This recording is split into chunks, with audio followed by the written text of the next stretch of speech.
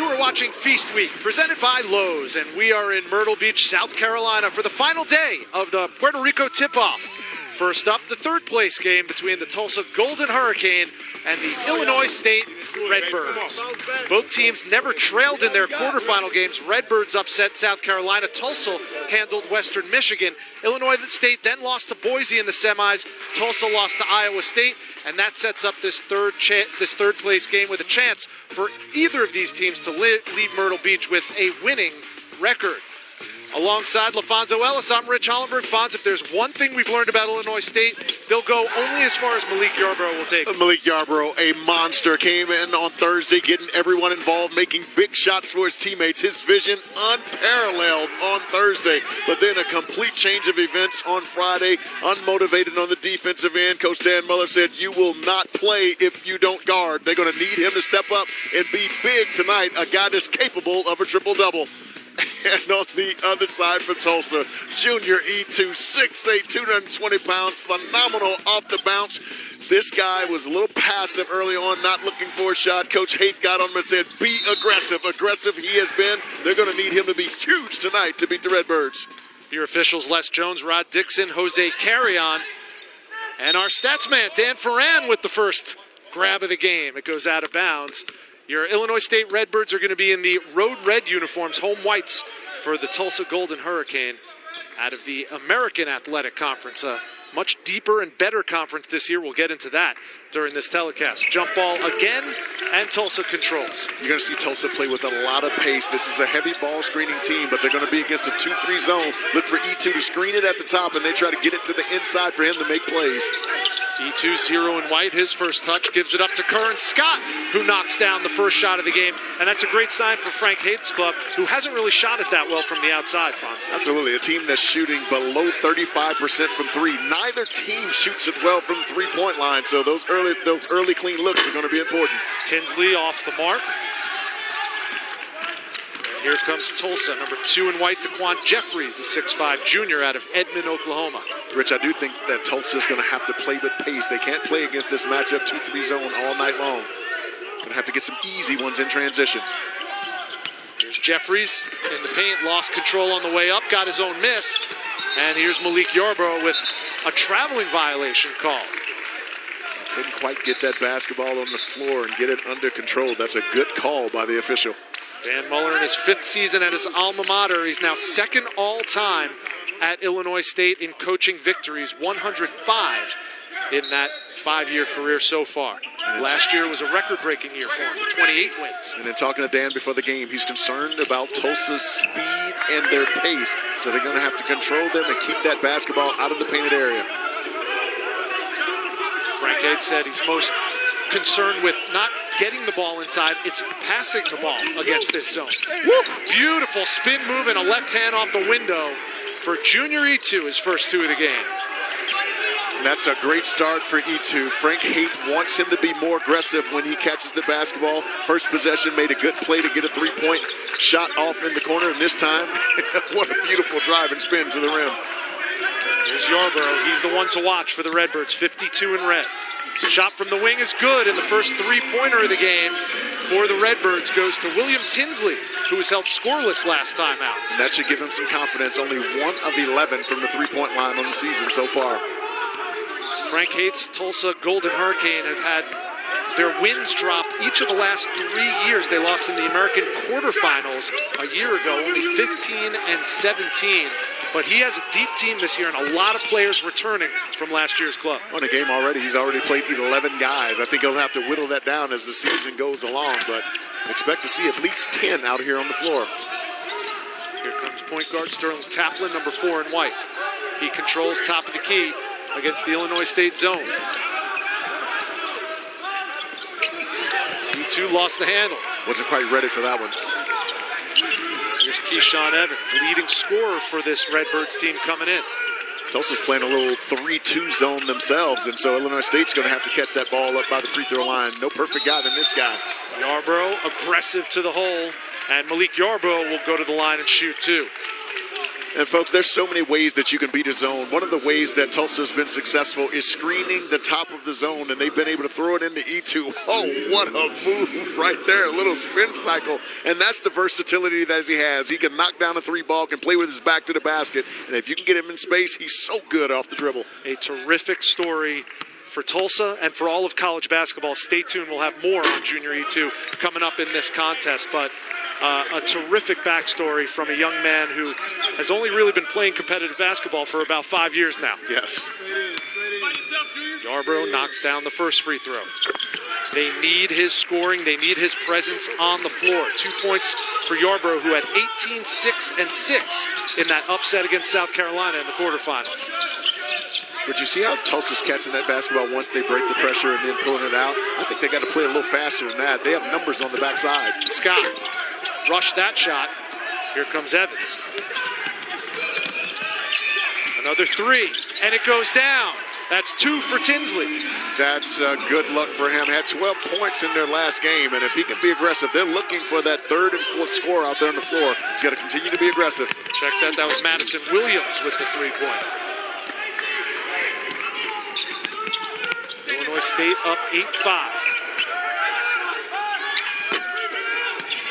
Good heat check right there. Williams knocks it down. Back-to-back buckets for Madison Williams. Illinois State has a very confident look about themselves on the offensive end, something we did not see on Friday. And over the scorer's table goes William Tinsley. That's the kind of effort that Dan Muller looks for from his Redbirds. Indeed. William Tinsley doing a little bit of everything right now. Knocking down threes, jumping over tables, give that man a cape. Well, we talked to Dan Muller specifically about Malik Yarbrough and his effort in Game 1 versus Game 2. But really, he could be speaking about the entire team. They looked flat in the semifinals versus how they looked in the quarterfinals. And he looked us square in the eye and said, we're going to be different today. Yeah, uninspired and not engaged. That is certainly not the case here. Their defense really dictates their offense. When they're aggressive on the defensive end, they're equally as aggressive on the offensive end. A great start for the Redbirds. Dealing with some injuries, only 8 scholarship players for Dan Muller's club. 3 games in 4 days. That'll tax the body. Indeed. Especially when you have a short lineup. Only 8 scholarship players for the Redbirds. Nice move. Here comes Evans on the right side. Initiated contact, no whistle from the officials. Here's Igbanu's checked in for Frank Haith. He promptly turns it over. An early 10-5 lead from the Illinois State Redbirds. A few three-pointers have gotten them out to the early lead. ESPN's exclusive presentation of college basketball is brought to you by Visit Myrtle Beach. Go to visitmyrtlebeach.com to plan your vacation today. By Gildan. Love your dad, but don't wear his underwear. Gildan. Every thread counts. And by Dr. Scholl's.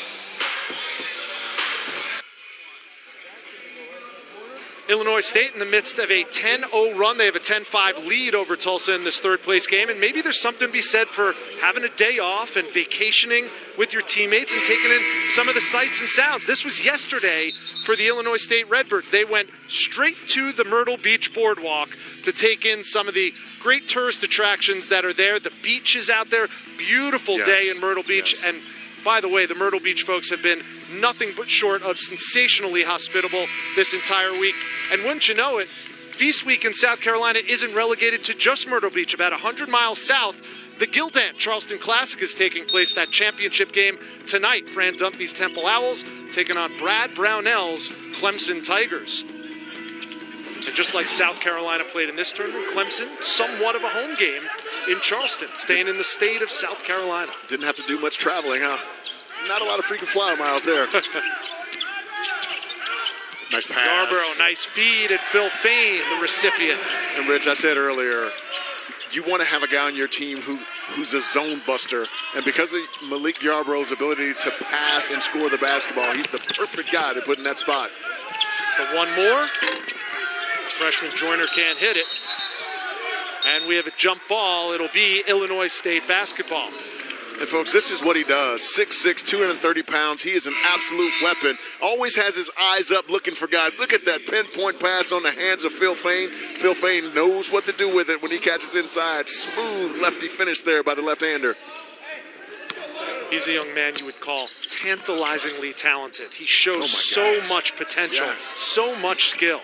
Unbelievable feel for the game. I think that feel, not feel. F-E-E-L, not I-L-L. 5 minutes gone by in the third place game from the Puerto Rico tip-off from Myrtle Beach, South Carolina. Keyshawn Evans from the corner knocks down a three. He's 7 for his last 13 from beyond the arc. The attention to Yarbrough is creating those open opportunities for free shots there, and Yarbrough's doing a great job of reading where the open players are. A 15-zip run by the Redbirds. This looks like the Redbirds we saw against South Carolina on Thursday. Gotta get in the creases. Can't just settle for jump shots. You're playing right in Illinois State's hands. Parita, no. And that was after the Corey Henderson miss. The rim looking mighty small right now for the Tulsa Golden Hurricane.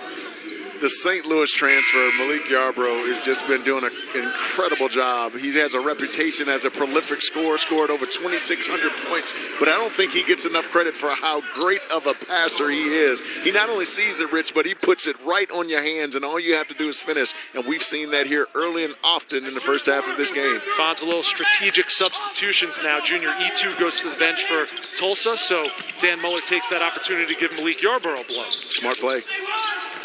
But notice early, there you go. Get that thing in the middle. Jeffrey's too strong. Evans comes away with it. Smallest player on the floor grabs the rebound amongst the trees. And Evans with the pull-up. And Rich, what we're seeing right now is an inspired Illinois State team who is holding this Tulsa team to one and done, and they are pushing the pace on the offensive end. We thought Tulsa would be the team pushing the pace. Nice pass. Nice look, but it was erased by Phil Fain. Evans again. Keyshawn Evans has the last 8 Redbirds points, and it is a 20-0 run with 13:40 to go in the first half.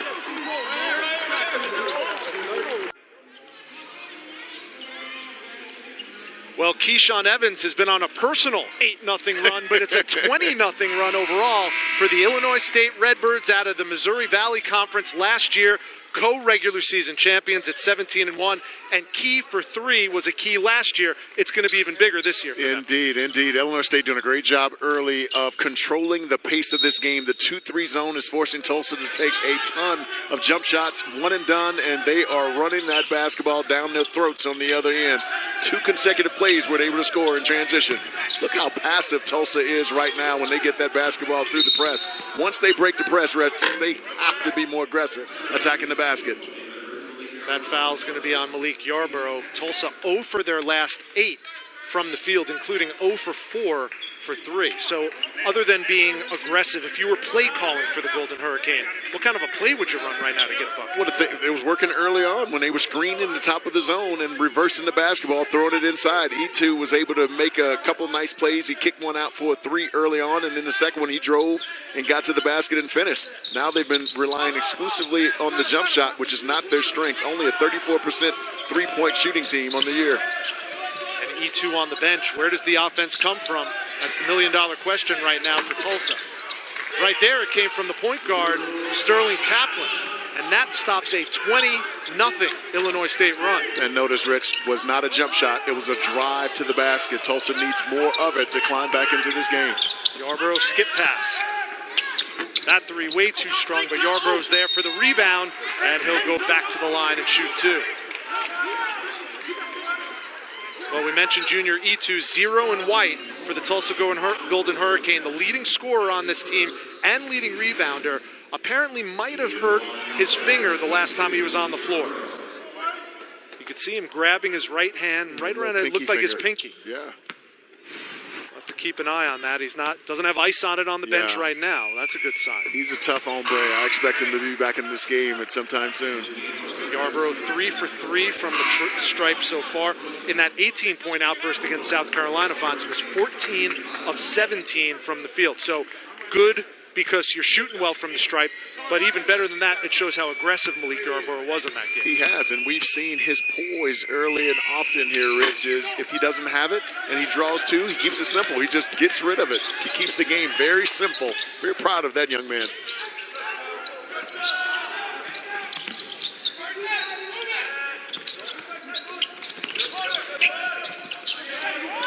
Got to get that basketball in the middle of the floor, pass or drive. Curran Scott from close range, no good. Williams leading the charge for Illinois State. And good patience by the Redbirds offense.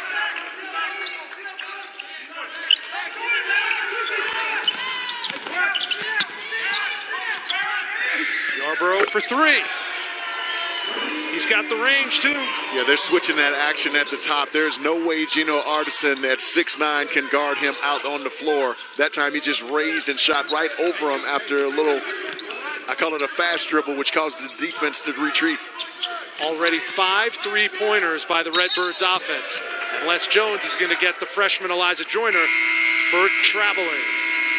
Under 12 to go in the first half. It's all Redbirds, 24-7 with 11:56 to go. And when you see a smile on Malik Yarborough's face, you know things are going right. It started with his engagement on the defensive end, but he's been terrific on the offensive end, showing it all. How about a big smile there for the junior? A lot of talent celebrating the great Phil Knight and his 80th birthday. Junior E2 back on the floor. That's good news for the Golden Hurricane. How about this Illinois State offense? Came in their first 3 games shooting just 41% from the field. They're at 61.5% in this contest. Keeping it really simple, Rich. Just drawing an extra body and making the pass. What a drive. Evans, pretty. Using his body so well. Keyshawn Evans in double digits. Tulsa has struggled keeping the basketball in front of them in this first half, and it has really hurt them. Joyner, errant pass picked off by Williams. Evans. Great matchup. Yarborough, E2. Can't guard him out there. A late whistle by Les Jones. Let's see what the call is. Should be a charge. Junior E2 did a great job. I thought that was a mismatch out there on the floor, but he anticipated that Yarborough was going to cross it over and go left. Got his feet there, established position. Really nice job by number 0 in white. Folks, when you're big and in a mismatch situation, you got to be able to anticipate. Look at Junior E2 drawing that little contact there. And oftentimes, guys would stand up. He did the right thing with falling down. It's a good call by the ref. Not only that, but that saddles Yarborough with 2 fouls. He goes to the bench. Igbanu gets his first bucket. Martins Igbanu, the sophomore from Nigeria, with 2. You know that Keyshawn Evans, number 3 in red, is going to continue to be aggressive. They need a third guy to step up to be able to get some buckets here with Malik on the bench. Is this that guy, Phil Fain? But they got to give it to him down the low post. He doesn't have the foot speed to beat the front line of the Tulsa team to the basket. Most often he has a disadvantage in terms of his speed. Doesn't have that advantage tonight. Rich Hollenberg, LaFonso Ellis. The third place game in what has been an entertaining Puerto Rico tip-off from Myrtle Beach, South Carolina. Tulsa in white, trailing the Illinois State Redbirds in red, 26-9 on a hot shooting start from Illinois State. Every time Tulsa shoots a 3-point jump shot without it going into the middle of the floor, into the low post, playing right into the Redbirds' hands. Tulsa just 1 for 6 from beyond the arc so far. Nice pass. Nice look inside. Fain got fouled, and Phil Fain will go to the line and shoot 2. And I like the change there. They tried to isolate Phil Fain at the top of the free throw line before. Doesn't have an advantage, but where he's so good is setting ball screens and diving. He's so good when he catches that basketball around the rim. Really good call there by Dan Muller, trying to get his big a catch on the move. Phil Fain, the 6'9" left-hander out of Elk Grove, California. One of a number of southpaws that have shown their wares in this Puerto Rico tip-off. We'll have a couple of them in our championship game. We hope you'll join us for that on ESPN2 at 7:30. Donovan Jackson, a left-hander for Iowa State. And then, of course, we saw Justinian Jessup for Boise State, who is one of the elite shooters in the country. Can flat out shoot it, and a beautiful stroke to boot. Fain got them both. It's 28-9 Illinois State.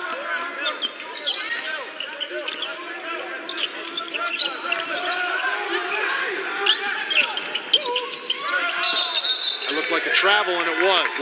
Les Jones with the call, and it's going to be Illinois State basketball. Rich, we've been together for a long time, and I say it all the time against the zone. That ball just can't spray around the top because the integrity of the zone stays in place. You've got to get something going downhill, but it's got to touch that free throw line area, the short corners of the post first. 6 turnovers for Tulsa already. Keyshawn Evans is feeling it. He has a dozen, coming off a 21-point outburst in the semifinals against Boise State. He's so good with that speed dribble, getting you on the retreat, and then has the ability to stop on a dime and pull up. Big Bonner. He got his own miss, and a foul is going to be called on Illinois State.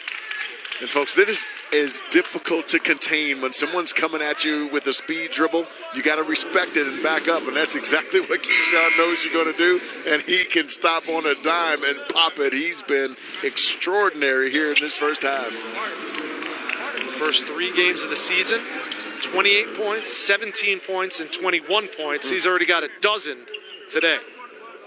I asked him what's something about him nobody knows. He said he's a chef and he loves to make shrimp Alfredo. Tasty. Learned to cook from his mom. Yes. E2. This is Catherine Ellis. Think she'll give me the recipe? E2.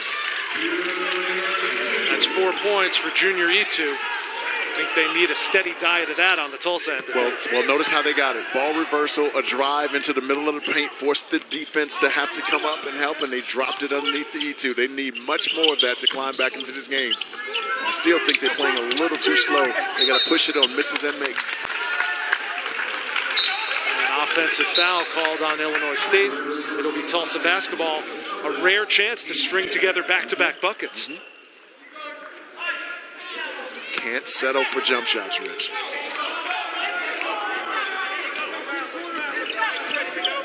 White. 13 and white, Jaleel Wheeler.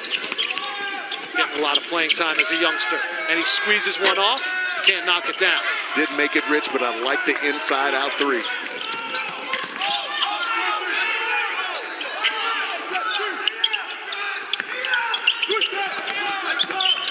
A lot more active here on the defensive end for Tulsa. Matt Hine has shown this tournament that he is one of the more aggressive players on this Redbirds team, and he's not even someone that had a lot of time in Dan Muller's rotation, but with all the injuries that Illinois State has faced early this season, number 5 in red, Matt Hine's getting some time to show what he can do. Rich, he's one of those savvy guys when he catches it on the offensive end, understands balance, and he gets you leaning one way and goes the other and has the ability to draw fouls and finish around the rim. And if that ball's on the floor and it's 50-50, number 5 in red's getting to it first. Hine misses the first.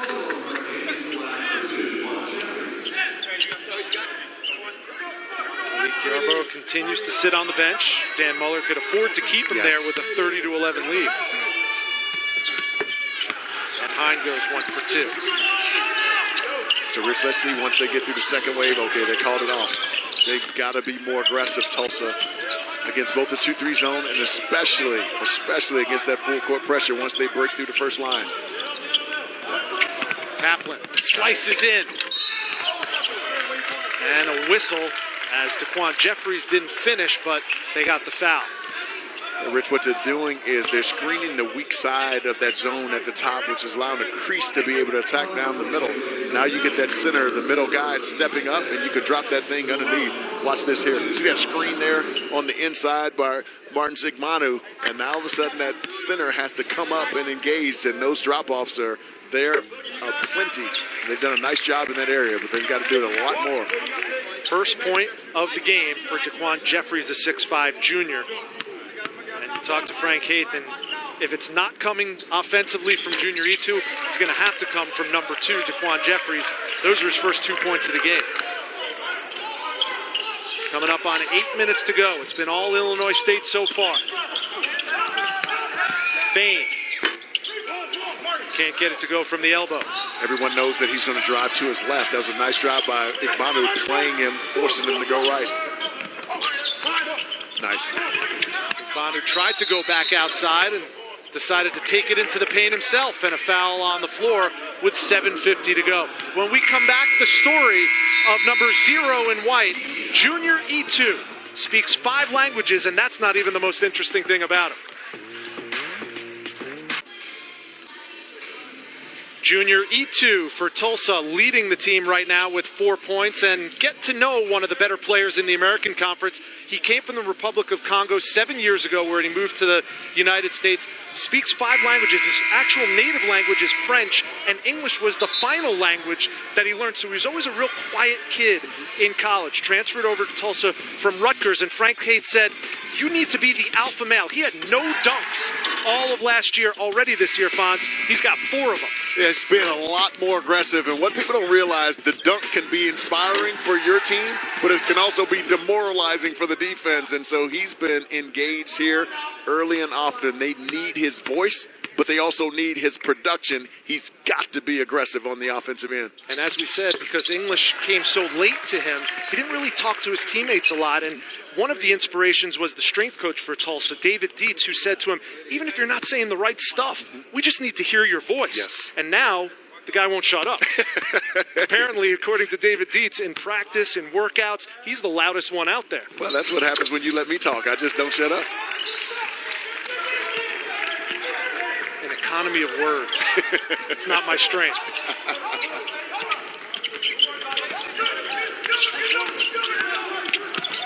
They're going to need E2 in a big way if they want to mount a comeback here against Illinois State in the third-place game. That one was blocked out of bounds. Good closeout by Tulsa. Yes, the first time on an Illinois State possession that they've dribbled the basketball too much. They've been better when they've been ball screening that thing, diving their bigs, and turning the corner, getting into the gaps.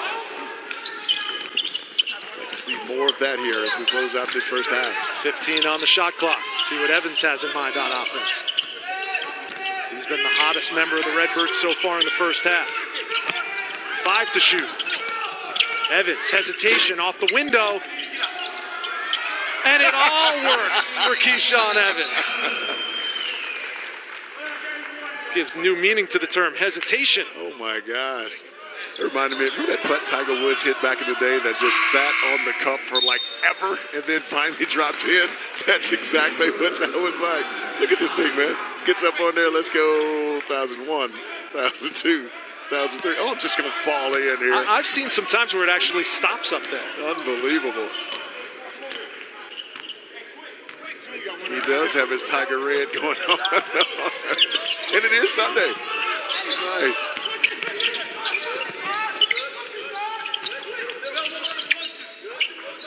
Under 7 to go, first half.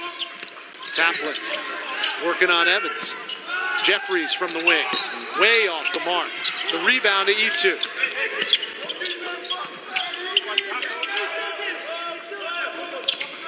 Can't settle. Corey Henderson, too strong. And another fresh shot clock for Tulsa. Notice how that ball has not touched the paint. It's got to touch the paint. Short corner, free throw line, or the post. E2 wants it. He's got it. And Fain's going to commit the foul on Junior E2, who will go to the line for the first time this afternoon. Yeah, that pass has been there the entire game. They've been reluctant to throw it in there.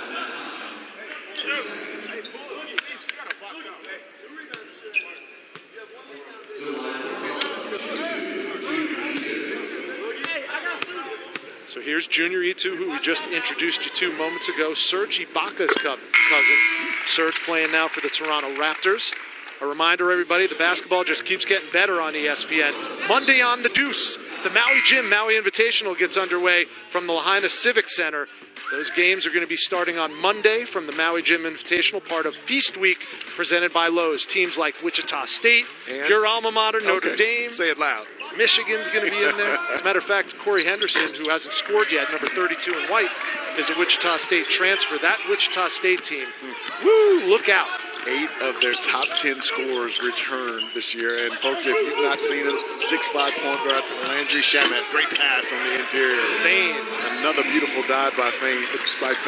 If you've not seen 6'5" point guard Landry Shamet for Wichita State, he is must-see TV. Can score it from all 3 levels. Is an excellent passer as well. What a pass. Jeffries going up strong. First field goal of the day for Daquan Jeffries. He has 4. And, Rich, we talked about it earlier. Now they're patient and starting to find along that baseline opportunities there. They got to get more of it here. And Fonz, we mentioned briefly at the top of this telecast how the American Conference is a much improved conference, largely due in part to the fact that Wichita State has now entered, as we see Keyshawn Evans knocked down his 3rd 3 of the half. He has 17 now. Cincinnati and SMU has come on as of late, but Cincinnati, when you think of that league, you think of Cincinnati. I like that throw into the post. E2. It's going to finish, though. Had an easy look. Came up short. Wichita State, and everybody's excited about it because it'll raise the RPI of the conference, but Cincinnati's not going to relinquish that thing easily. They've got some really good players back this year as well. That's what you're going to call an instant rivalry. Of course, Valley historians will know that Cincinnati was a long time ago in the Missouri Valley Conference, but man, Wichita State, I know they made that move to the American so that they can increase their seeding come tournament time. Sure. I don't think they're going to have to worry about that at all. I think Greg Marshall's club is a top 10 team all season long. No question about it. And again, they like to play angry, but they're going to meet Cincinnati's physical and nasty defense. And they've got some guys they can put it in the hole, too. Jacob Evans is back. Gary Clark and Kyle Washington is instant offense to transfer from NC State. Under 5 minutes to go. Tulsa's got the deficit under 30, and that's saying something. There's a 20-0 run in the opening minutes of this game for Illinois State. And what's been the difference, Rich? They've been able to get downhill, draw the center, drop it down low for some baskets underneath. They've been able to throw it over the top to the short corner, and they've been able to attack there as well. And you haven't seen much of Malik Yarborough with 2 fouls. Best player on the floor for Illinois State hasn't been on the floor, but Keyshawn Evans, the man with the ball right now in his hands, has more than picked up the slack. He was our X factor coming in the game, and he has absolutely delivered here in the first half. Payne. They wave it off and call the travel. Let's take a look at Keyshawn's game tonight. Keyshawn Evans has been getting it done at every single level, knocking down big-time, timely threes, both off the kick and off the bounce in transition. And how about the little guy able to get in the lane and finish? And he has one of the sweetest pull-up games in the country. Keyshawn Evans is more than making up from the absence of Malik Yarborough, who got in foul trouble with 2 fouls early. As you so aptly pointed out earlier, I might not have an economy of words, but he has an economy of offense. 7 for 8 from the field, 3 for 3 from 3. Nice move. And Igbanu muscles it up and in. Yeah, they found something, Tulsa. They're throwing it straight into the post and allowing their bigs to go one-on-one inside as a technical foul is drawn there, or technical is drawn there, thrown on Dan Muller.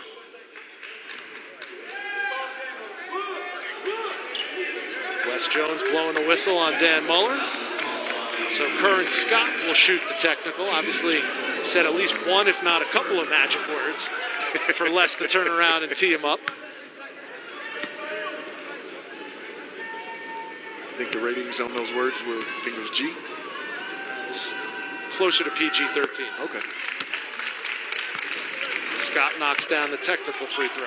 Folks, look at the far left of your screen here as Coach Muller comes into view here. And I couldn't quite hear what he said. Let's see if he stays in the coaching box. Yes, he stays in the coaching box. Yeah, they blew the whistle well before you saw him there. So whatever he said it loud and clear. But that's been a point of emphasis, too, is bench decorum here over the last couple of years or so. And so the officials are not going to be as lenient as they've been in the past. All of a sudden, Tulsa has whittled this lead down to just 15. And an empty possession for the Redbirds. Yeah, what's worked well for the Redbirds is when they've been able to get Keyshawn Evans, number 3, at the top, who's been hot, and bringing Phil Fain, number 10, up there for a ball screen action and a dive. They've got to get back to that action because the one-on-one is not going to get it done against this Tulsa defense. 3 straight turnovers for Illinois State, who had 21 turnovers in that loss to Boise in the semifinals.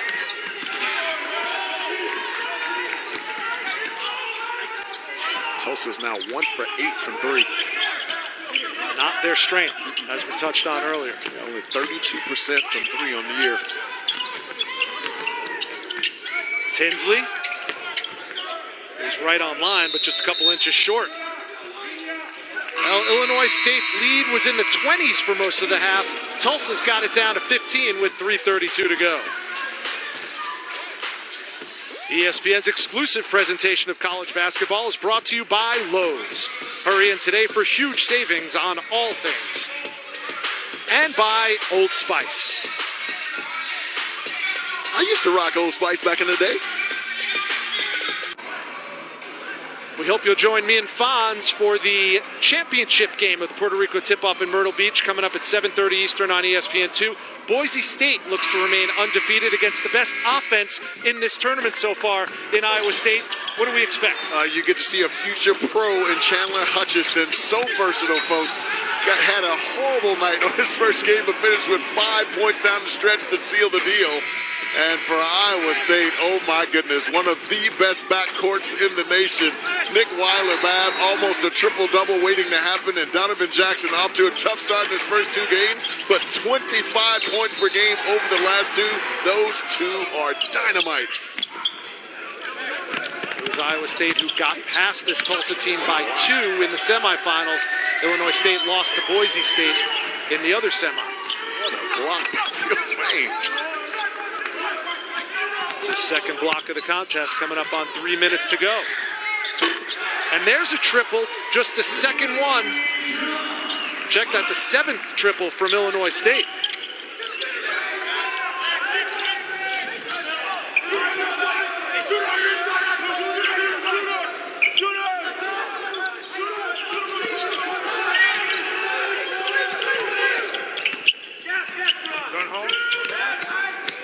Tried to lob it in. Good job by Fain getting a hand up. He was open 4 seconds earlier. They waited way too late, Tulsa, to throw that basketball inside. He was not open.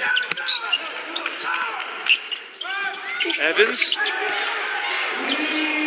No offense there. He's confident and hot right now. He's just lining guys up, forcing you to drop your hands with the slow rock, and he's just raising. Not a lot you can do about that one. 4 3-pointers, 20 points in the half for Keyshawn Evans. There's Igbanu with the left hand, and with Junior Itu on the bench, Martin Igbanu has come alive with 8 points. And Rich, they didn't delay that time. As soon as he was open, the basketball was delivered, and if he can catch it one-on-one inside, he's very difficult to stop. He's given them a much-needed lift here, especially in the last 5 minutes of this first half. Under 2 to go. And an offensive foul called on Illinois State.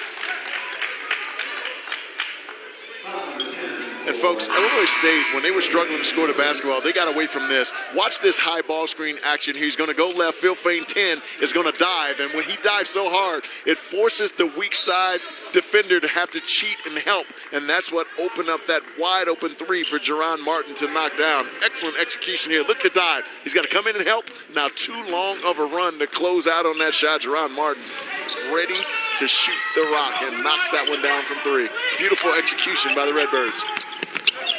7 3-pointers by Illinois State. They lead 44-25, coming up on 90 seconds to go in the first half. Small lineup on the floor for Dan Muller right now.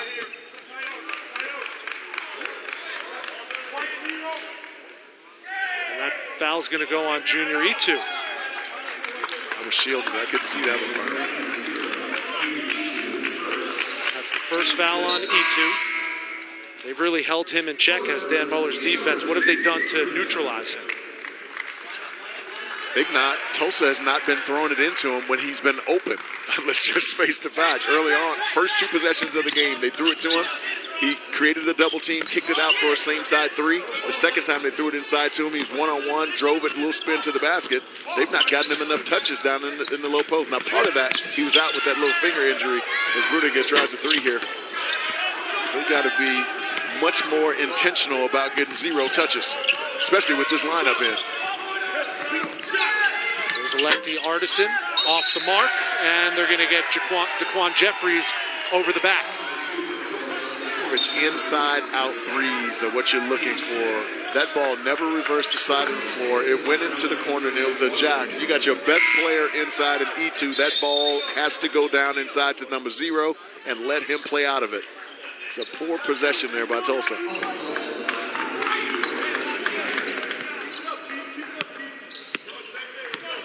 Under a minute to go. It's been all Illinois State, a 19-point lead, looking to claim a third-place title here in the Puerto Rico tip-off. These two teams played last year in the Diamond Head Classic in a third-place game, and Illinois State drilled them then by a dozen. History may be repeating itself. Rich, I don't think Tulsa's running hard right now. Illinois State is the team that's running harder, and they're playing harder. Tulsa's got to raise their intensity here. Kern Scott inside, E2. That's a man After move. the pump fake, made it look easy. That's a grown man move right there.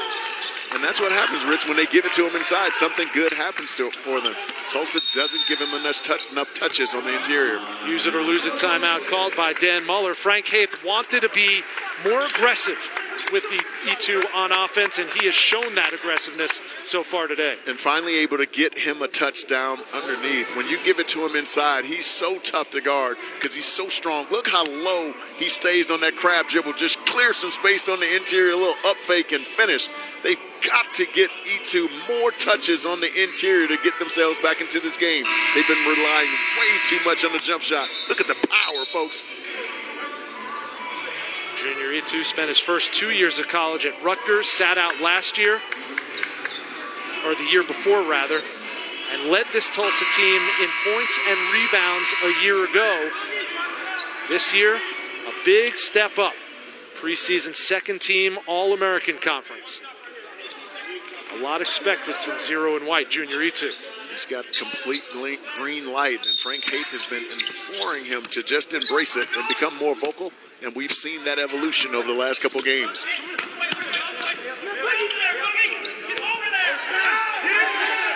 Ten to go before the halftime. Ball screen's coming. 5 seconds. Evans threw it up and thrown down by Phil Fain. Well, that puts an exclamation point on what has been a dynamite first half for the Illinois State Redbirds. 46-27 as we go to halftime. Keyshawn Evans with 20 points on 8 for 9 from the field, and he has paced this Redbirds team to a 19-point advantage. Keyshawn Evans with 4 3-pointers, but he has had the entire offensive repertoire working. He and the Redbirds up big at the break from Myrtle Beach. Max Schick and Seth Greenberg coming up.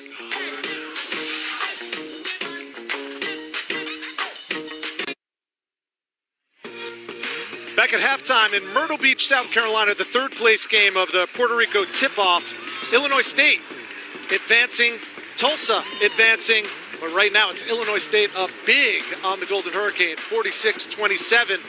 And what that sets up is the championship game between Boise State and Iowa State at 7:30 Eastern on ESPN2. Give us a preview, Fonz. Yeah, Chandler Hutcherson, a future pro for Boise State, can score at all 3 levels. Really struggled in the first game, but got it going down the stretch to score the final 5 points to seal the deal to advance. They're going to need him tonight. And how about the Iowa State Cyclones?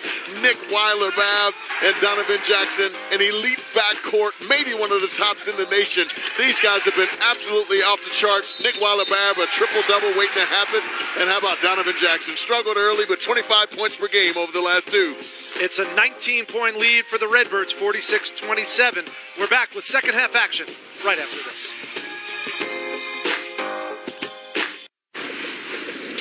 You're watching Feast Week, presented by Lowe's, and we are in Myrtle Beach, South Carolina for the third place game of the Puerto Rico tip-off. Tulsa Golden Hurricane from the American Conference taking on Illinois State from the Valley, and it's the Redbirds with a 46-27 lead as we get set to start the second half. From the campus of Coastal Carolina University, they call it the HTC Center. We're glad you're with us. Alongside LaFonso Ellis, I'm Rich Hollenberg. The Redbirds offense really stalled out in the semifinals. Dan Muller assured us that they were going to come out a different team in this game, and they certainly have. Well, our X Factor got going, and X marks the spot. Keyshawn Evans was absolutely off the charts. A perfect 4 for 4 from 3, making timely jump shots, and his ability to get in the lane and create plays for his teammates is what made the difference in this game. 20 first half points for the little guy. And Fonz, in the semifinal game, Illinois State got out-rebounded by Boise State by 30. Yes. That is not a misprint. 30 rebounds. Tonight, 18-14 edge over Tulsa. Yeah, they've done an amazing job at taking care of the finer details, which is boxing out and put themselves in position to rebound the basketball. And from that, they played with tremendous pace, getting out in transition, looking for early opportunities. I'd like to see them continue to do that here in the second half. Three-pointers a big key. Illinois State 8 for 15 in the first half. Tulsa just 1 for 11.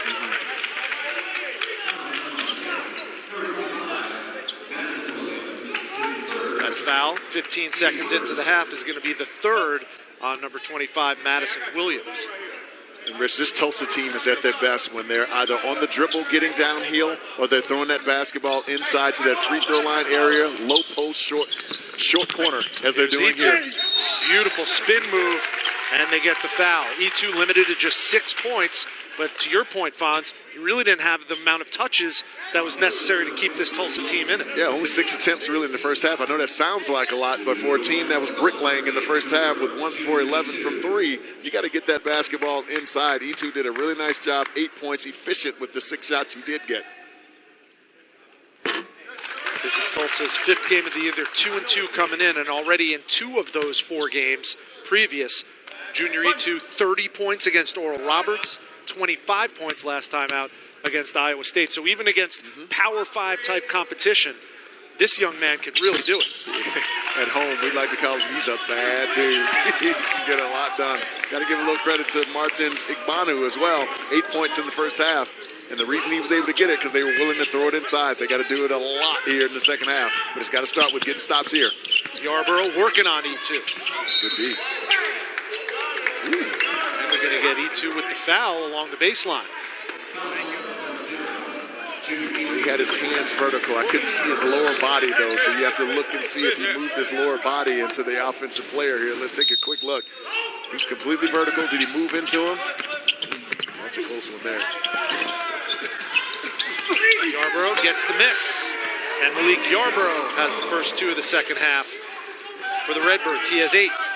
I feel he's the thermometer, Malik Yarborough, for this team, and he really got them started in the first half. Engaged on the defensive end and making plays for himself and his teammates. They missed E2 there, wide open in the middle of the paint. Took the words right out of my mouth.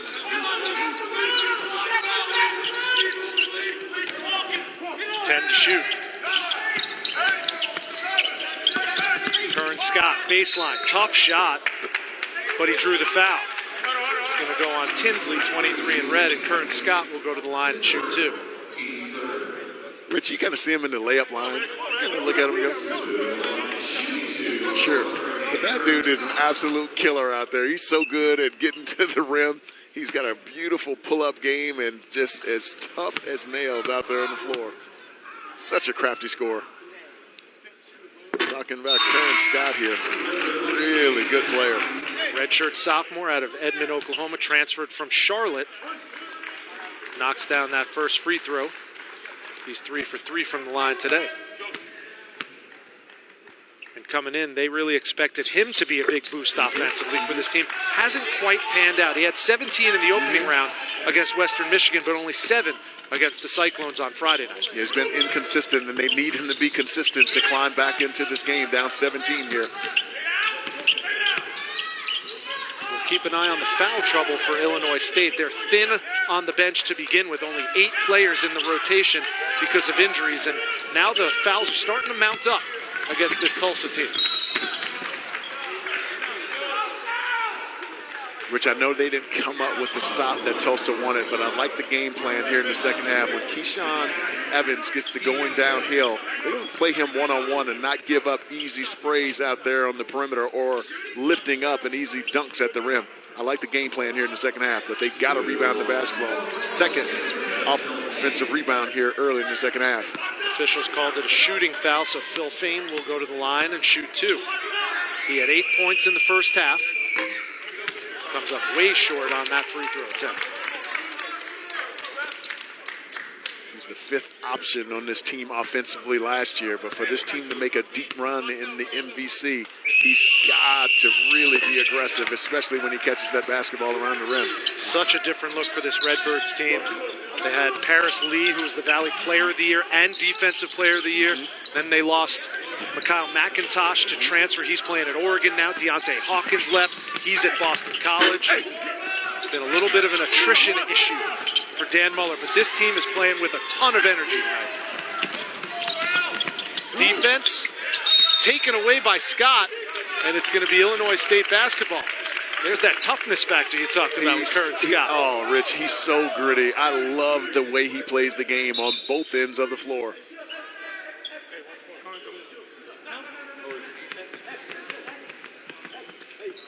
$18-point game. Illinois State is led by as many as 21. Just over 2 minutes gone by in the second half. Third place game from the Puerto Rico tip-off.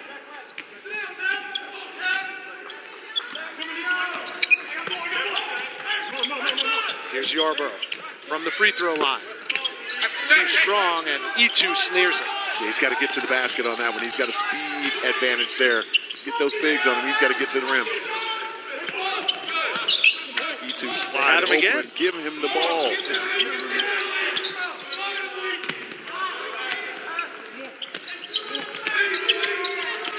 Can't find him that time. 9 on the shot clock.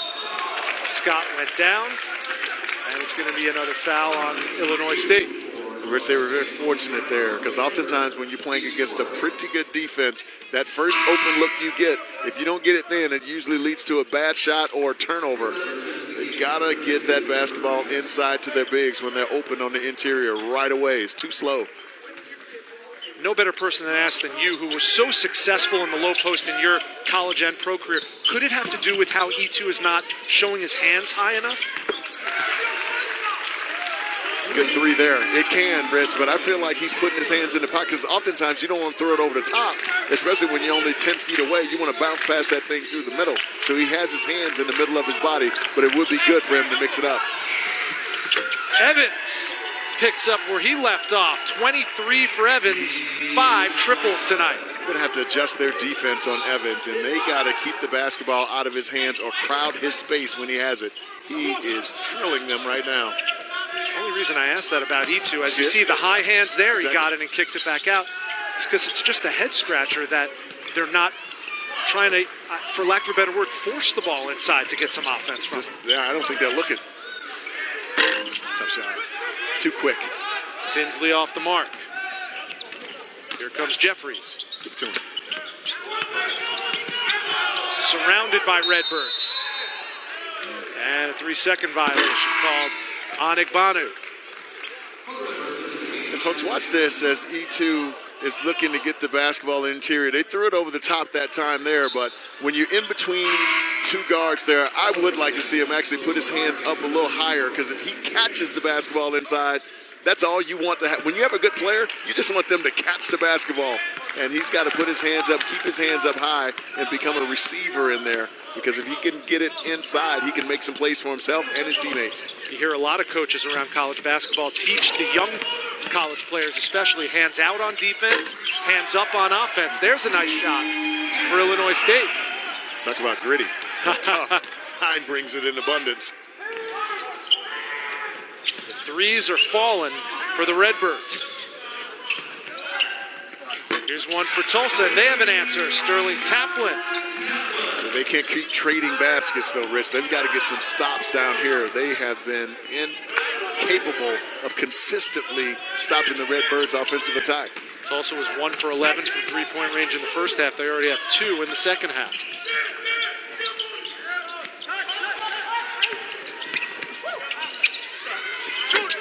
Fein left hand, no. It's a good challenge by E2. And now the one-and-dones are starting to mount up for the Redbirds offense. You see how slow they're playing, though? They got to play with a bit more pace and try to get some easy ones in transition. Fein almost got a hand on it. Rebound, Jeffries couldn't get it to go, and that was a close range. 5 minutes gone by, 55-37. Tulsa playing better, but can't seem to chip into this Illinois State lead.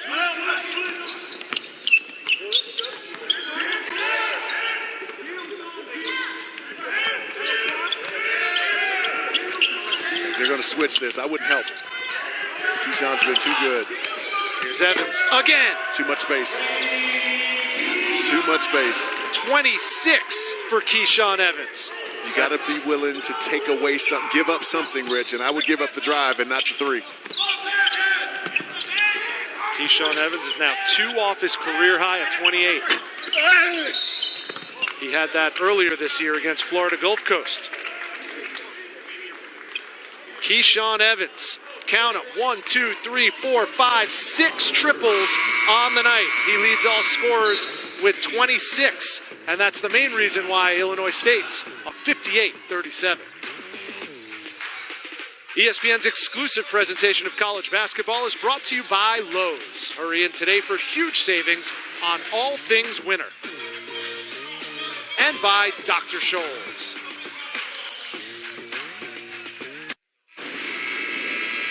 You're watching Feast Week, presented by Lowe's, the third place game taking place right now, and it's setting the stage for the championship tonight.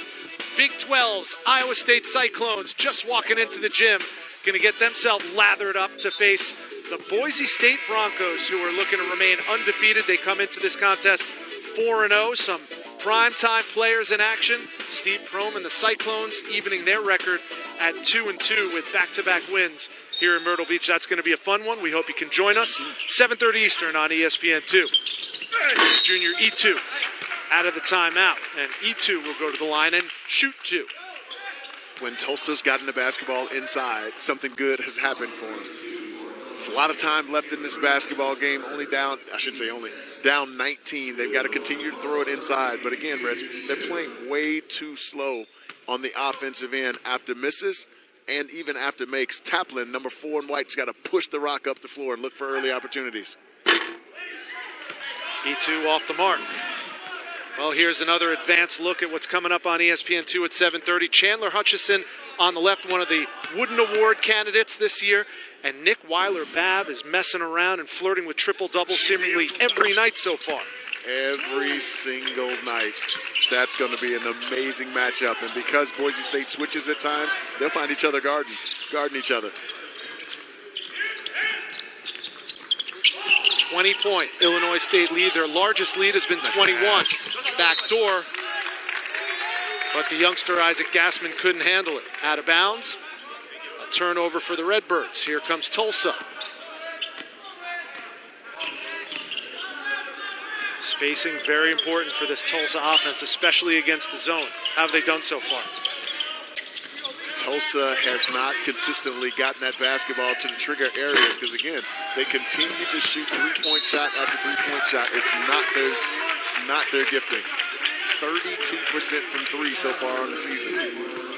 E2 with the offensive rebound. And now E2 will go back to the line. He was 1 for 2 there just moments ago. Foul shooting, not a strength of junior E2.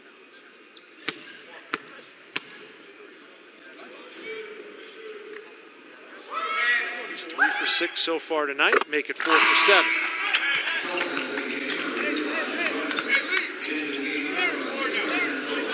Now Phil Fain checks back in. He's had a good game so far, 9 points for Dan Muller. He's one of those guys, Rich, that even though they don't get him touches each time down the floor, you think he's not involved in the game, and you look up, he's got 9 points, 9 rebounds, a couple blocks. Smooth operator, number 10 in red. E2 silences his critics with back-to-back free throws.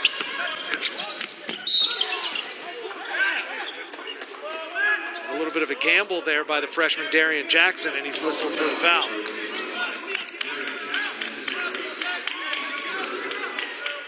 Yeah, with this smaller lineup in for Tulsa, Rich, they've got to get after. They've got to do some scrambling. They got to do something to disrupt this offensive flow of Illinois State.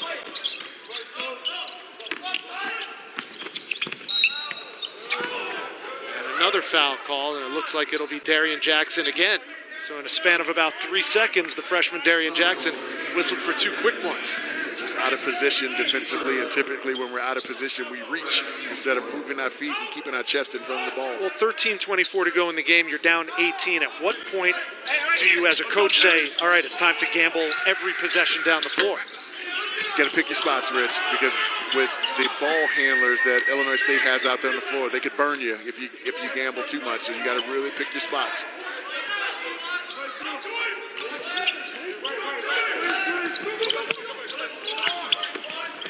Yarborough, zip pass inside to Fain. Yeah, if you don't take away the vision of the guy receiving the reversal pass, that dump down to the painted area is going to be wide open. Illinois State's execution in the half court has been brilliant tonight. Just as an oddity, a scheduling quirk, if you will, see Joyner knock down a three-pointer. These two teams didn't meet just once last year. They met twice last year. They're going to meet twice again this year.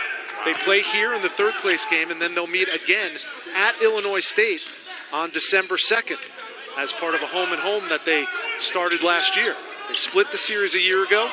It's all Illinois State in this contest as Malik Yarborough has another three-pointer, giving him 11 in this game. Yeah, you can't go underneath the screen against Malik Yarborough. He reads it perfectly and did exactly what you should do, which is raise. Tough shot inside by Henderson. E2 kicks it back out. Joyner. No. Jeffries. Nothing going right for the Golden Hurricane.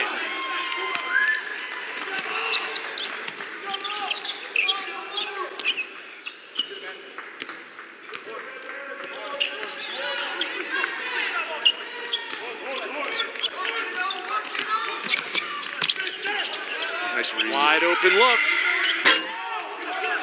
Couldn't make it count. See how slow that basketball's coming up the floor? It's too slow. Got to catch that defense on his heels and try to attack. Good pass. Good look inside, and E2 has an easy two. Nothing more beautiful than a big-to-big, high-low pass. Beautifully executed there by Tulsa. And no one loves it more than you.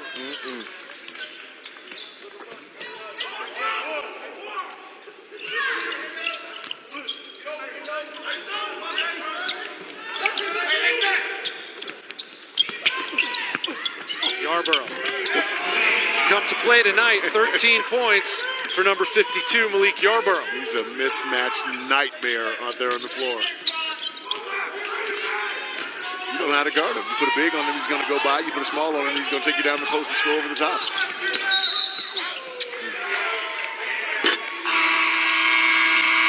Folks, we talked about how completely versatile Malik Yarborough is. Watch this, folks. You see a pinpoint pass there on the hands, allowing Phil Fain to score. Now you go underneath the screen. He dots your eye with the three ball, and now you get a bigger guy on him. He's a bully down in the low post. Malik Yarborough getting busied out there on the floor tonight.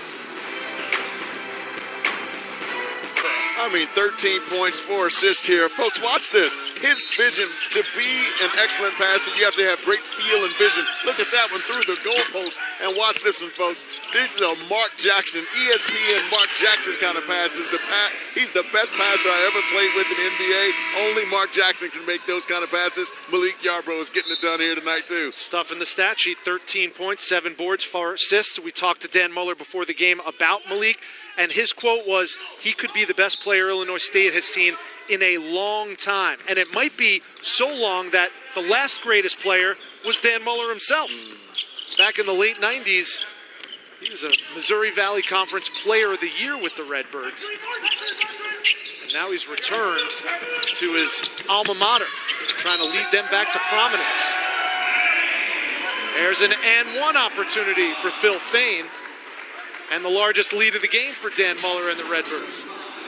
You go in your Wayback Machine. Look at the guns on Dan Muller. How about the hops? 128 consecutive starts. And so many times, I always think of Larry Bird when I make this analogy. So many times it's hard for a great player to be a great coach because you expect so much of yourself and you almost expect too much from the team you're coaching. Dan Muller expects a lot from this team on the energy side. As long as they bring the energy, he'll let the chips fall where they may. And so far, the chips are falling pretty well tonight. He's got an easy way about him. Elijah Joyner lays that one over the top. He has an easy way about him. He expects a lot from you, but his demeanor over on the sidelines, very cool and calm, but he is not afraid to get in your face and tell you you've done something wrong either. They predicate their entire success on defense and energy. Tonight, the offense is helping them ride this one out to a third-place finish in the Puerto Rico tip-off. We were talking about Malik Yarbrough earlier and how Dan Muller handled that situation. He sits him when he doesn't play defense because he knows what this kid can be potentially as a future pro. And he literally said to us that to not do anything about it, that we're cheating the kid. Well, the other thing he pointed out to us is the passing of his father, Malik Yarbrough's father, Del Yarbrough, who was another terrific Illinois State player back in the day. And he said, you know, when you talk about a son and a father and the close relationship that they had, he talked to his father, Del, after every single game, after every single practice. This is the first season Malik Yarbrough doesn't have that luxury, and it's affected him. And it should, and we should understand that. Oftentimes with kids is we don't know all that's going on in their background, and we expect them to be on point all the time. Not an easy thing to do, but Malik Yarbrough is a very tough kid. He's mentally tough, and he's going to continue to grow from these experiences. He's going to be an outstanding Illinois State ball player, and will go down in the Illinois State folklore. He's tremendous. Thrown away by Evans. I like this pace here. Scott slices through the defense and goes coast to coast. And Rich, where has that been for 31 minutes of this game? They forced the Redbirds into some missed shots, but have been walking the basketball up the floor. If they want to get back into this basketball game, only down 16, they've got to push the pace on misses and makes on the offensive end. That clock can't move fast enough for the Redbirds, up 16 with 9 minutes to go. Yarbrough, left hand. He's got it all. Yeah, a big can't guard him out on the floor. The only one on his team that's a big that has a chance as they tip that one in over the top is junior E2.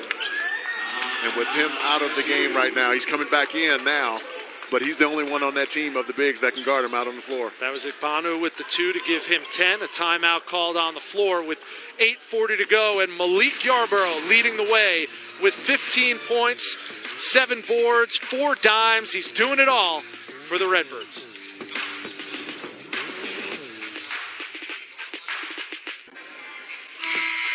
Well, just after we finish up here in Myrtle Beach, South Carolina with the Puerto Rico tip-off, the Maui Gym, Maui Invitational tips off from beautiful Hawaii in the Lahaina Civic Center. You're taking a look at that bracket. Marquette and VCU at the top, Michigan, LSU at the bottom. But right there in the middle, you see the home team, Chaminade, taking on those gritty, gutty, Mike Bray-led 13th ranked Notre Dame Fighting Irish. And I will tell you this, on the drive over to the gym tonight, LaFonso Ellis was on the phone with none other than his former head coach, Digger Phelps. The bond remains to this day. Digger Phelps was very instrumental in my development. I like to say, as Isaac Gassman scores that one over the top, that Digger really grew me up and taught me how to be a man for my first 3 years at Notre Dame. And then John McLeod took over my senior year, had coached 18 years in the NBA, and in 1 year he taught me how to be a pro. Very grateful to both of those men for the influence that they've had in my life. Missed E2 there. Scott found a seam underneath. And current Scott has 11. Tell you what, nothing's private anymore. They find all kinds of stuff out there. Hey, it's called access, my friend. It's called access. If I'm going to chauffeur you around, I get to tell tales out of class. Your driving has been superb, by the way. Here's Evans, left hand, no. Did you ever get to go to Hawaii and play out there when you were in Notre Dame? No, we didn't. No? We didn't. A lot of opportunities to play in New York, though, in Madison Square Garden, which is awesome, too. There's Gassman, left hand. Isaac Gassman has 4. Everyone chipping in for Dan Muller's Redbirds. Counting down to 7 minutes to go. See that one right there? I thought E2 should have driven that basketball to his left. He had a one-on-one situation there from the wing. Scott again.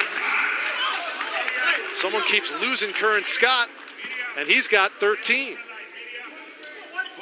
Under 7 to go, 73-57 Illinois State. The Boise State Broncos are poised for a title tilt with Iowa State. That'll be coming up on ESPN2 at 7:30. Stay tuned for that. ESPN's exclusive presentation of college basketball is brought to you by Visit Myrtle Beach. Go to visitmyrtlebeach.com to plan your vacation. And Gildan, love your dad, but don't wear his underwear. Gildan, every thread counts. Michigan State, I mean, you got some really good teams out there. Georgetown's going to be out there. Butler will be out there. A couple of first-year head coaches there. How about Pat Ewing, Florida head coach for the Georgetown Hoyas? Off to a really good start, too. People forget, I think he had 18 years of coaching experience in the NBA. Fein, left hand, chance for a three-point play, and a little shimmy on top. Yeah, Tulsa has really had no answer for that high ball screen roll action of Illinois State tonight. That one was just a duck in there by Phil Fein and able to draw a little contact and get it off the glass and in. Again, he's one of those guys that just sneaks up on you. You don't think he's engaged, and all of a sudden you look up, he's in double-figure scoring. In and out. He has 15 tonight. Believe it or not, it's been balanced scoring between the big three for Illinois State. Keyshawn Evans is going to get a lot of the headlines with 26, but Fein has 15. Yarborough has 15 as well. And Fonz, you know how tough the Missouri Valley Conference is year in, year out as a what you would call a mid-major conference, especially now with Wichita State out. But if these three come to play night in, night out in that league, they're not getting a lot of love in the preseason, but they will be a handful come conference time. Remember, they have three good players on the sideline now with injuries. There's no doubt about it. I look at that league, and I have Missouri State at the top because Elijah Johnson, their star player who potentially would be player of the year in that league, is awfully good. Then you got Loyola returning 3 of their double-figure scores from last year. And then you got a new entrant into the Missouri Valley Conference in Valparaiso.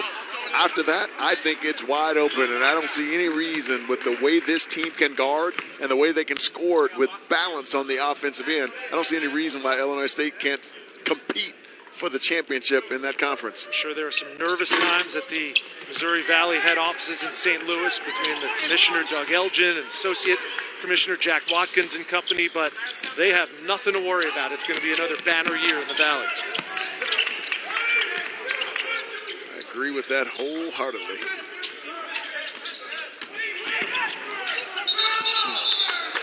And a traveling violation call.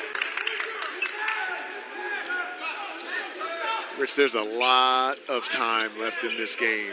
Tulsa's got to put consecutive stops together, and they've got to be able to score the basketball on the offensive end. What's been good for them is when they've been able to get it into E2 and allow him to go to work. He's either getting buckets or free throws. There's a three-pointer, the second one of the night by Elijah Joyner, who has 8. I like that shot from Elijah Joyner coming into this. He was 4 of 8 from 3 coming into this game. And some full-court pressure forces a timeout called by Dan Muller and company. They have 1 remaining. Interesting of note, obviously, if you're watching this game, you see Tulsa has not been shooting it very well from the outside. But Frank Haith says that their goal is to get at least 40 paint points every game. And even though we keep saying get it inside, they only have 28 points in the paint tonight. Yeah, and they've not been consistently intentional about throwing the basketball inside. But even that 3 that Elijah Joyner knocked in, you look inside E2, they fake that thing on the interior. 3 guys shifted towards E2, so it's almost like an inside-out 3, which I don't mind. And if you got a guy that's shooting 50% from 3 like Elijah Joyner is, I'll take that 3-point shot all night long. I look up at the clock and I say 5:54 left. Can you afford to keep pounding it inside, though, or do you need to shoot threes at this point? What it is look at him now. He's open early. They're waiting too late. So early in the shot clock, he's wide open. So if they just throw it in early, they can get some easy, quick opportunities at the rim. They're waiting way too long to throw it inside. But as you know, jump shooting is not this team's forte. They're an inside-out dribble drive team. I'm buying what you're selling because obviously if you get it in early, you're not wasting any time on the clock.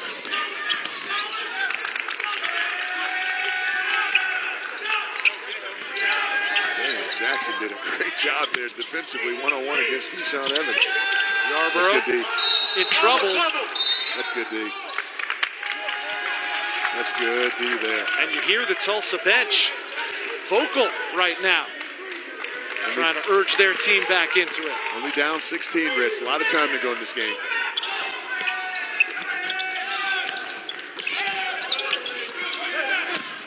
Didn't think I'd say this with coming down to 5 minutes left, but Illinois State trying to hang on and win this game. They've led by about 20 for most of the contest. Oh, they needed that bucket right there. Man, the momentum was starting to shift their way, and you couldn't get a cleaner look on the interior than that, and DeQuan Jeffries just could not finish that one. That ball hit every part of the rim. Look at this thing. Front, back, rolls off the backside. That's a good call over the back there on E2. That foul on E2 gives him 4. At this point, no reason for Frank Cade to take him out of the game. He remains in there. 14 points for junior E2. I apologize, I shorted him to his 16 to go along with 4 rebounds. Frank really worked on extending his J from 5 to 10 feet. He can knock down a 3. As he showed in the exhibition season. But if there's one area of his game that needs to improve, he's got to be able to knock down free throws. Coming at us. Almost 3D TV for us, Fonz. Indeed. I just want to let you know I was ready to save you. Notice I moved in front of you to try to block you. Forget about me. You got to save our crack stats statistician. There's Dan Ferran right there. See, I was looking out for him. My bad. You were looking out for me. That's teamwork right there. I'm sorry. I was just watching. I was ball watching. Here's Joyner. Not that time.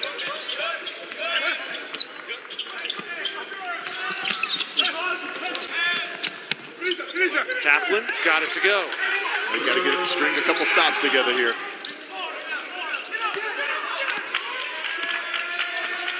This is as close as it's been in a while. 76-63 and still 4.5 minutes to go. Evans. Good call. Yeah, Keyshawn may have tweaked his ankle at the half-court area when he was going to catch that basketball. And I think he rolled it.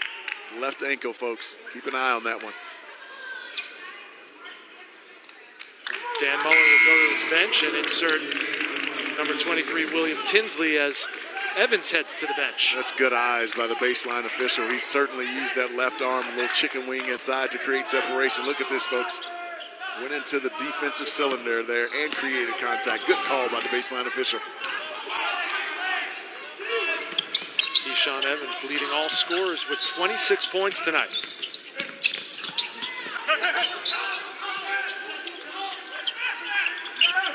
Give it to him. E2 wants it. Give it to him. Taplin fires off a 3 and hits. That's a big 3 there by Taplin. Only shooting 14% from 3 on the year. That's a big shot. Don't look now. It's a 10-point game with under 4 minutes to go. A 9-1 Tulsa run, Fonz. And Rich, with Keyshawn Evans out of the game here, I'd play everyone for the drive. Nice look inside, no look, and unfortunately Phil Fain wasn't looking either. Yes, make this team shoot jump shots. A hobbled Keyshawn Evans going to try and stay in this contest as he's checking back in. Just 6 points in this half, but he leads all scorers with 26. Tulsa trying to claw their way back in with the 3 ball.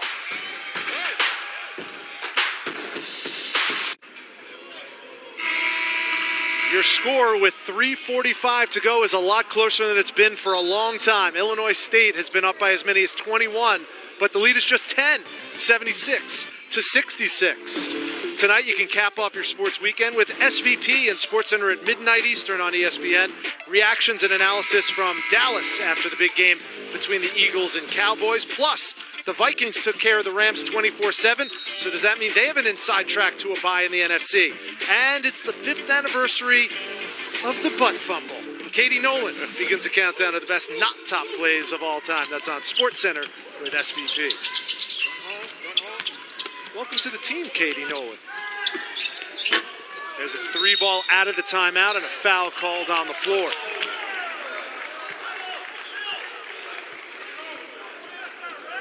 I think that may be on E2. And you can see by his reaction, that is number 5 on number 0, and junior E2 has fouled out. That's a huge loss because of his ability to be able to stretch the defense, knocking down threes. We've already seen his activity on the interior and off the bounce. So now it puts the interior presence on the shoulders of Martins Igbanu, who's coming into the game right now. Who's had a solid game for them, too. 16 points for E2. Ooh, oh, boy. Tough call. Yes. Fane kind of got some separation. Thought that should have been a no call, or maybe even a defensive foul there on Fane. Instead, he ends up at the foul line. Mark that one down. That's a big momentum changer there. Now 17 for Phil Fane. 6 of 8 from the field. And he's got 18.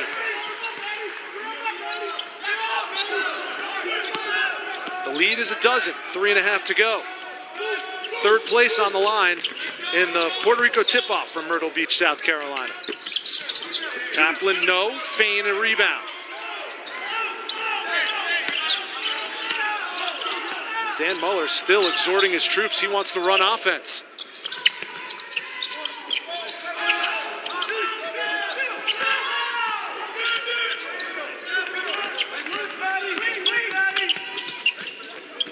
Evans.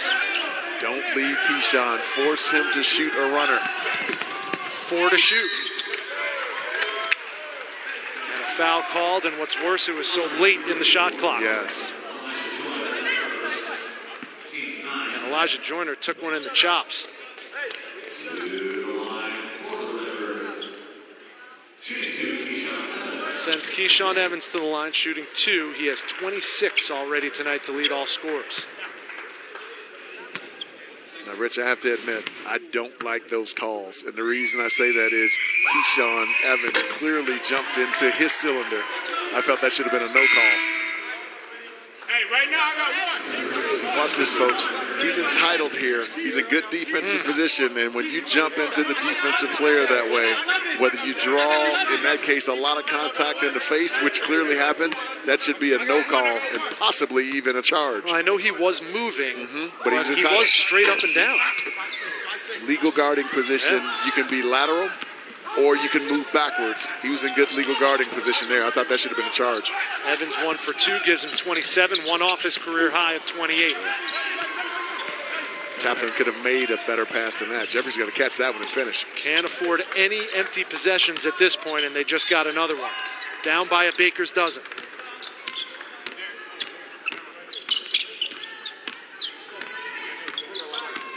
In crunch time, when they needed it most, Fonz, their last 3 possessions have come up empty. Yarborough. Got the one they wanted. Now can they get out and push? I think Taplin's got to use his ability to get into that lane. And another unforced error. This time it goes off the foot of Daquan Jeffries.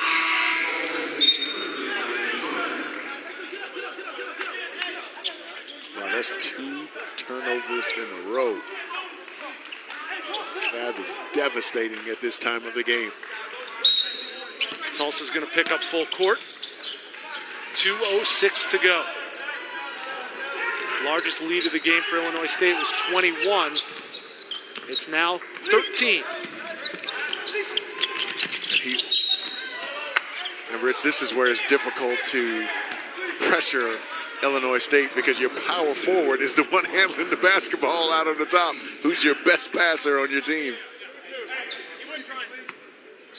Now Malik Yarborough will go to the line and shoot 2. 3 for 4 from the line tonight. He's got 15 points on 5 for 11 shooting. Also 8 rebounds and 5 assists. Just another night at the office for 52 in red. It started early, inspired, getting after it on the defensive end, creating offense for himself and his teammates. And even when he picked up his second foul, stayed engaged in the game. 16 for Yarborough. And it's back to a 14-point lead with under 2 minutes to go for Illinois State. Joyner rises up, knocks it down. Strings together some stops here. Don't foul. And look at Yarborough splitting the pressure. And a foul on the floor before the shot. Malik Yarbrough will go back to the free throw line. Well, here's a look at Malik Yarbrough's night. He's been absolutely money tonight. Inside, outside, going underneath the screen. He drills you, has the ability to play with his back to the basket, and he is so good off the dribble, going either to his right or left. A complete game by one of the most versatile players in the Missouri Valley Conference. It looks like the Redbirds are going to finish up in third place, but they have two players worthy of making this all-tournament team, Malik Yarbrough and Keyshawn Evans.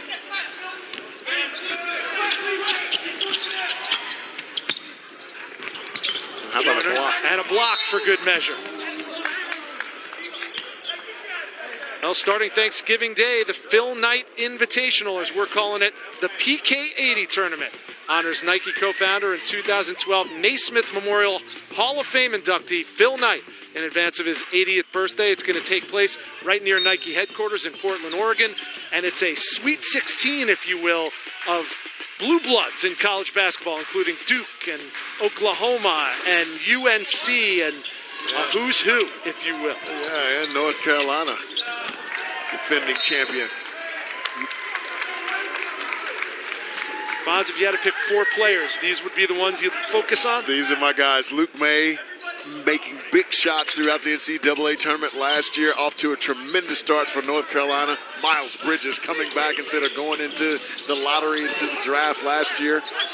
Keyshawn Allen, elite scorer for Florida. Grayson Allen from Duke, already with a 37-point effort on the year. Man, you talking about some blue bloods and some phenomenal players. Under a minute to go. Now they'll take some air out of the ball. 82-68. Evans with the drive.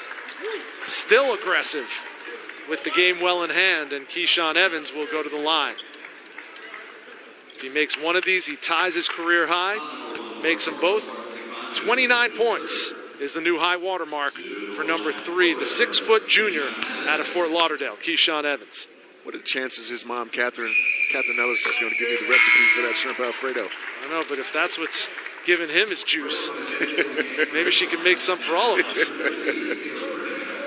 I'll buy the ingredients. A real engaging young man. We got to spend some time with him before this tournament started. Always a smile on his face. He is a real leader of this team, and this year, he's going to have the ball in his hands a lot more, and he seems to be comfortable in that role. He is. Their top returning scorer from last year, or top returning scoring guard, forgive me, slowed over the summer by a torn labrum, so I didn't really know what we see here early. He has shown no ill effects from that injury. He's been outstanding throughout this tournament. Well, he's got 29 tonight. He had 21 and 17.